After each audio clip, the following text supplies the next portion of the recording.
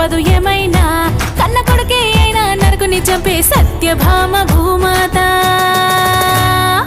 అదే అదే దీపావళి దివ్య చరితము, హిందూ ధర్మం చూపే నీతి మార్గము. ఇదే ఇదే ఆశ్వయుజ లక్ష్మి మాసము, లక్ష్మిని పూజిస్తే అందు ఐశ్వర్యము. దీపం వెలిగిస్తే దీపావళి, చీకటి తరిమేస్తే దీపావళి, చెడుపై మంచి గెలుపు దీపావళి, హైందవ వెలుగు తరపు దీపావళి.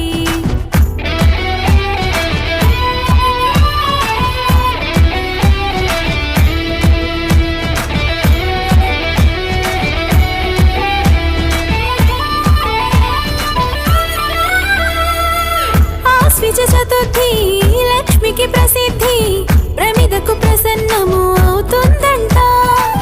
దీపం వెలిగించి ఆహ్వానిస్తే పాదం మోపి వస్తుందంట. దియంటి దీపము లక్ష్మికి ఇష్టము, ఆవళి అంటే ఒక వరుస క్రమము.